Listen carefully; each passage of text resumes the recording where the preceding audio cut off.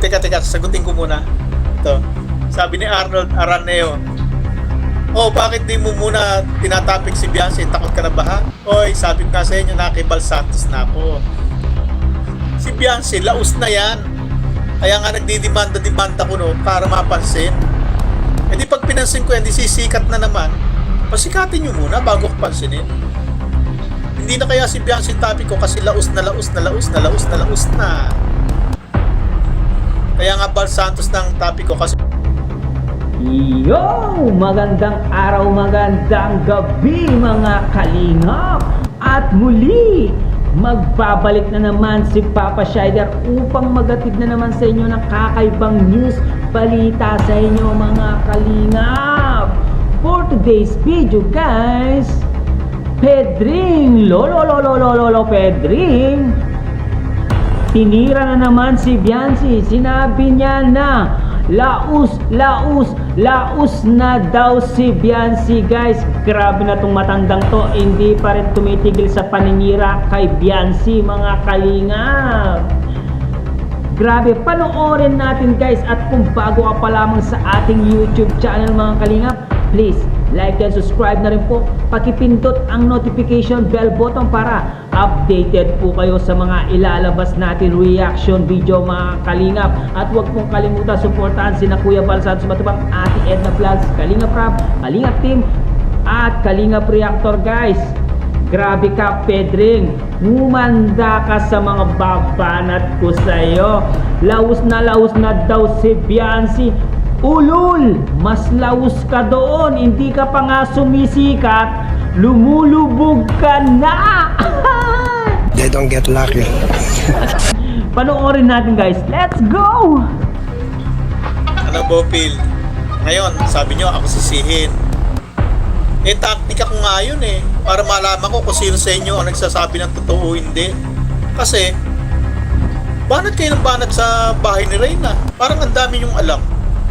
Kaya nung gumawa ako ng fake news, para mahuli ko sa inyo kung sino ang kakagat, eh unang-una kang nahuli, Bopil eh. Kayong dalawa ni Cell TV eh. Oh, tapos silang Jubilito, nagsunura na lang din eh. Nakimarites na lang din yung mga yun eh. Alam nyo ba, unang araw namin doon, may tubig na kaya yun, doon nga ako kumuha ng pansaing sa loob mismo ng bahay ni Reyna, sa gripo.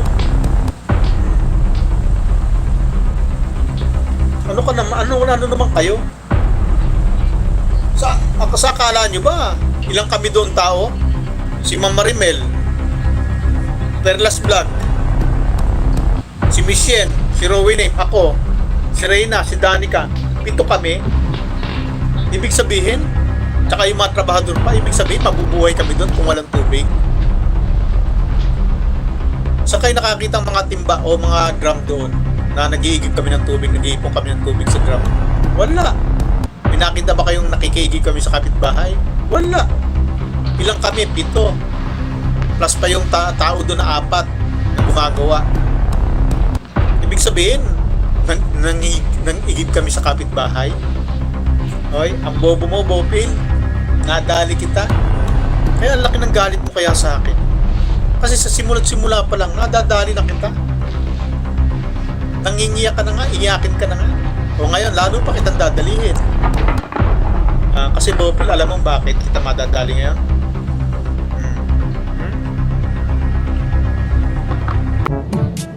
Ikaw matanda ka na amoy lupa na mukhang kulugo.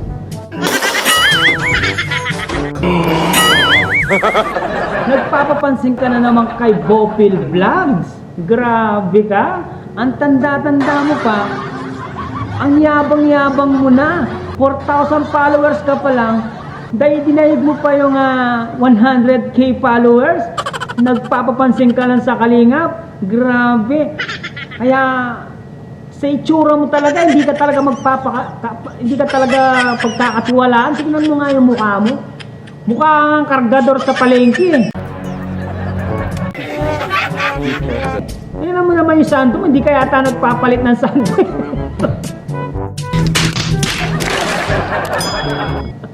Tapos ang galing-galing mong manira ng iba. Ang galing-galing mong tumira ng mga kalingap reactor. Tingnan mo yung itsura mo. Mukha kang tumbong eh. Mukha kang tumbong ng baboy. They don't get lucky.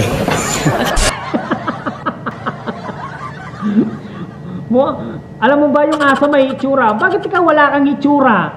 Yung itsura, yung aso nga, itsurang aso. Ikaw, hindi ka itsurang tao. Kapal ng mukha mo. Grabe naman tumatanda na to. Nagpapapansin ka sa social media dahil mababa pa yung subscriber mo. 4,000 subscriber ka pa lang, nagpapapansin ka na. Ulul, hindi na tataas yan. Sinong magsusubscribe sa'yo? Mga kapwa mo ulul?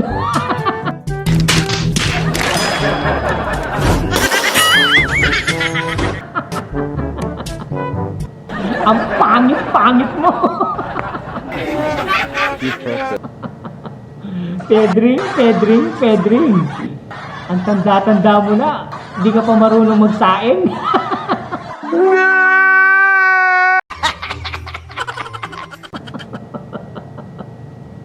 Ay grabe, panoorin natin ulit. Titirahin ko ito ng pedring na mukhang aso na to. Mukhang kulugo. Tingnan mo yung itsura, mukhang kulugo yung kulugo niya ayaw mamatay sa sigarilyo. Yung papatay mo sa sigarilyo yung kulugo. Talagang buko-bako na yata yung kulugo mo eh. Grabe ka, kulugo boy. Dapat pangalan mo, kulugo boy. Alam mo bakit kita madadali ngayon? Kaya galit ka sa akin ngayon? Ha? Alam mo bakit? Dahil sinabihan kita, boba ka talaga. Kasi, biruin mo, sarili mo hindi mo na ipagtanggol sa kalingap. Biruin mo natanggal ka ng walang dahilan. Tapos wala mo lang kumampi sa'yo. Inaway ka pa. Teka, sagutin ko muna. Ito. Sabi ni Arnold Araneo, oh, bakit di mo muna tinatapik si Beyonce? Takot ka na ba ha? Oy, sabi ko nga sa inyo, nakibal Santos na ako. Si Beyonce, laos na yan. Kaya nga nagdidemanda ko no, para mapansin. E di pag pinansin ko yan, di sisikat na naman. Pasikatin nyo muna bago ko pansinin. Hindi na kaya si Beyonce topic ko kasi laos na. Kaya nga Bal Santos na ang topic ko kasi si Bal Santos talaga ang target ko. At ngayong nakibal Santos na ako, bakit nyo ako pababalikin kay Beyonce Laos? Ano ka, ha? Hoy! Ikaw mukhang kulugo! Ikaw ang laos! Hindi ka pa nga sumisikat, lumulubog ka na!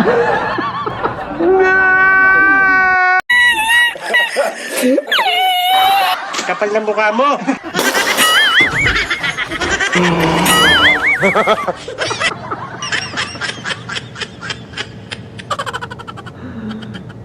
Feeling sikat ka talaga, no? Sikat ka sa kamukha mong mga aso na tahol ng tahol. Kulang na sa'yo, panali sa liig para maging aso ka na.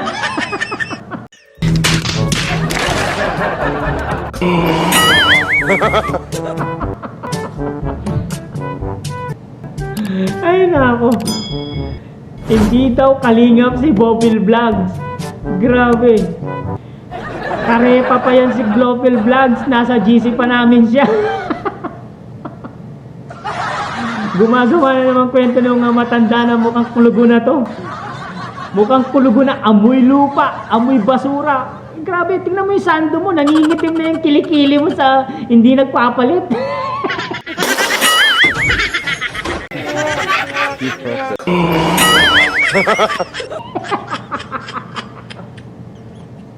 Tapos sinasabi mo laos si Beyonce, ikaw ang laos, hindi ka pa nga binuburol, inaagnas ka na.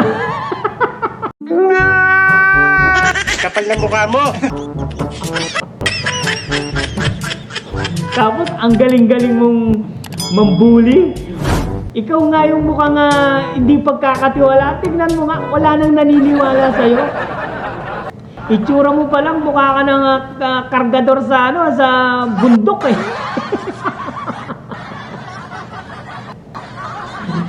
Ay, Pedring. Wala ka na bang ibang matapik kung di si Beyonce? Laos na laos na laos na daw. Ikaw nga, hindi ka pa nga sumisikat eh. Palubog ka na eh.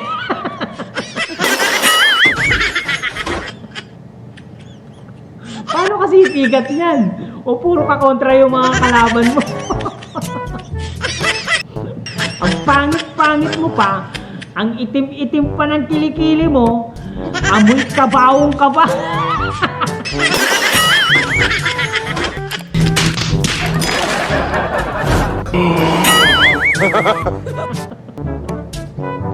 Amoy kabaong na. Grabe, itsura mo pa lang. Di ko alam kung may nagkakagusto sa'yo. Mukhang wala ka naman asawa eh. Bakla ka yata. They don't get lucky. Mukha kang bakla. Yung baklang nalugi. Baklang nalugi. Na walang alam kundi manira. Manira ng mga reactor at mga kalingap angels. Sinisiraan mo sila na bakla ka talaga. Tapos pinapatulan mo pa si Bopil Vlog. Alatang bakla ka talaga. Pumapalantik yata yung ano mo eh. Yung kamay mo, pumapalantik yata yung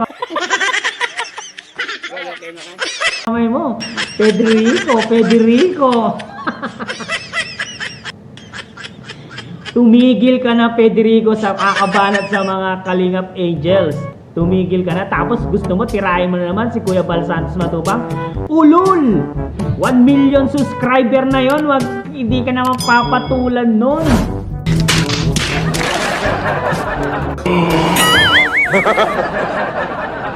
Ang pangit-pangit mo. Paano ka papatulan nun?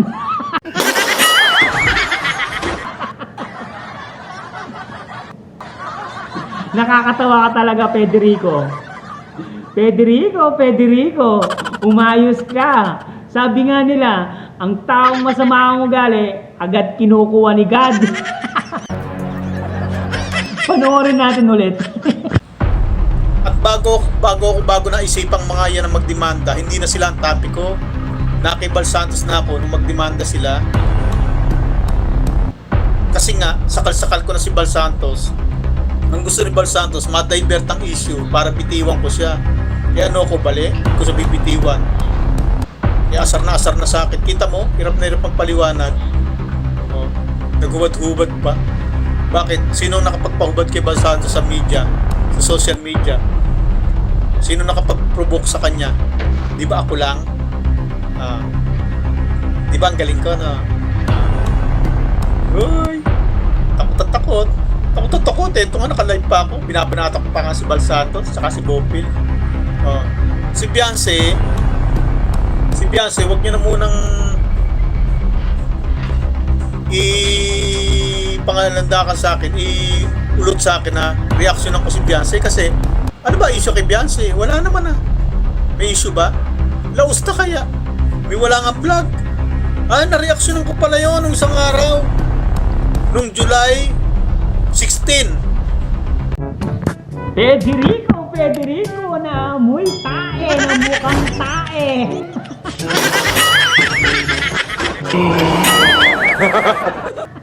Bakit yung tae, itsurang tae? Ikaw, hindi ka man itsurang tae.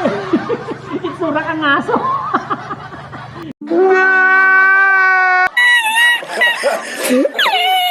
Ito yung tissue, pampunas sa mukha kang tae. Tissue para sa'yo, para punasan mo yung mukha mong tae. Grabe talaga tumatanda ng kulupot na amoy lupa na to. Di ka lang amoy lupa, amoy tae ka pa. Ito yung tissue para sa'yo. Tissue. Isa pa, tissue. They don't get lucky. Pampunas sa mukha mo mukhang tae. Tissue ko yung mukha mo. Grabe ka. Pinapatulan mo si... Nagpapapansin ka na naman kay Kuya Bal Santos Matubang. Kaya nag-ubad yun.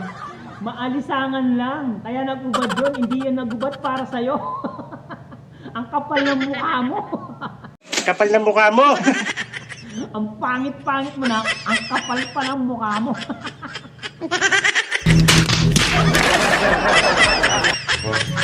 Tapos si Bobby Vlog,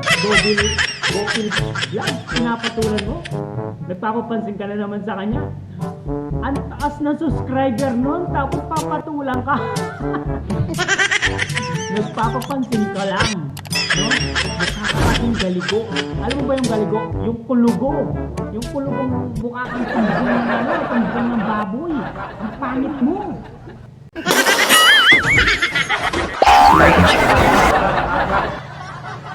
Sobrang pangit mo, wala kang itsura ang aso.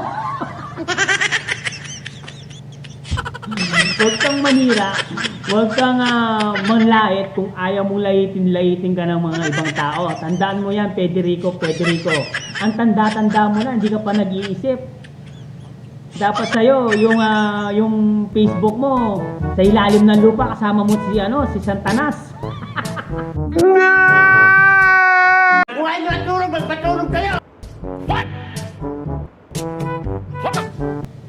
Kasi magkamukha kayo. Grabe ka, Federico. Tapos binabanatan mo pa si Bianci na laos na si Bianci. Eh, mas laos ka pa nga sa kanya eh. Hindi ka nga sumikat eh. Paano ka sisikat? Eh, hindi ka pa nga sumisikat, nalalaos ka na. Hindi ka pa nga nabuburol, naagnas ka na. Gago! Tapos hintayin mo pang maburol ka. Baka lalo kang agnasin. Federico na mukhang kulugo, oh. Mukha ka ng kulugo. Mukha ka pang tae, mukha ka pang aso, kulang na sa'yo tali. Siguro ang ganun mo mukha mo, ang pangit-pangit mo siguro tignan mo.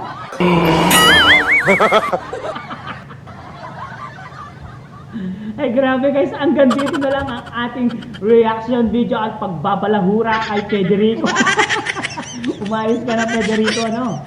Pag hindi ka pa rin umayos at nagsalita ka pa ng mga pangit-pangit na mga umanda ka sa akin. Talagang babastusin kita hanggang sa tumigil ka sa kakataul mo. Aso ka. Aso ka kasi eh, taul ka ng taul eh. Alam mo ba yung asong ulol? Taul ng taul hanggang sa mamatay.